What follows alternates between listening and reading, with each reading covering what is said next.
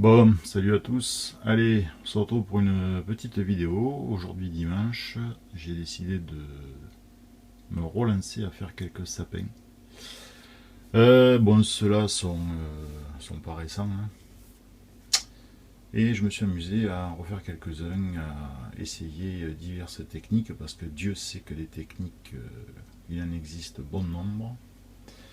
Bon, l'emplacement des sapins que vous voyez, c'est pas l'emplacement définitif, hein. Je les ai posés là, histoire de voir ce que ça donne, mais peut-être que ces deux seront pas mal ici. Et donc je m'amuse à refaire quelques sapins.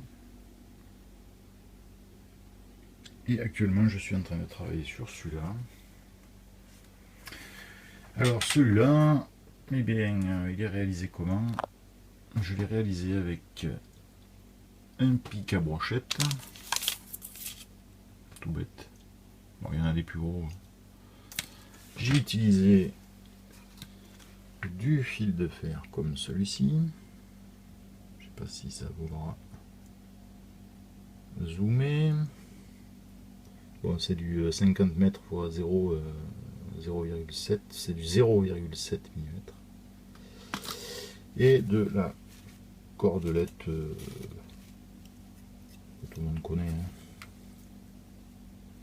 Donc en fait, je prends mon pic à brochette que j'entoure de cette cordelette.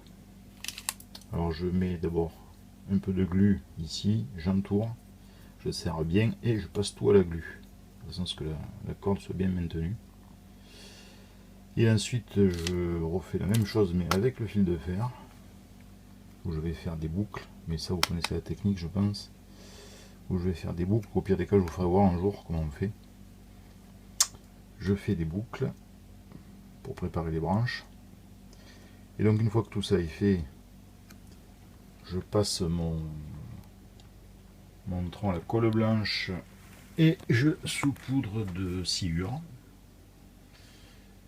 ainsi que les boucles qui seront des futures branches. Et puis ensuite je passe le tronc, je repasse la colle blanche, je repasse mon tronc au marc de café. Et après, bien, on prend de la colle en bombe et on attaque le flocage. Alors celui-là n'est pas fini, hein, puisqu'il y a encore pas mal de petit peu de travail encore, hein. Et voilà ce qu'on peut faire. Donc voilà, amusez-vous à utiliser, à essayer plusieurs techniques pour faire des sapins, des arbres. Puis vous voyez, pas grand-chose. Donc voilà. Alors c'est sûr que c'est pas les sapins que vous aurez dans le commerce, hein, qui coûtent 30 € pièce. Mais c'est vos sapins. C'est vous qui les avez réalisés. Donc voilà. Alors moi je me sers aussi de photos, comme je vous ai expliqué la dernière fois, faites des photos, servez-vous de photos. On peut voir que dans la nature, il y a des spécimens divers et variés.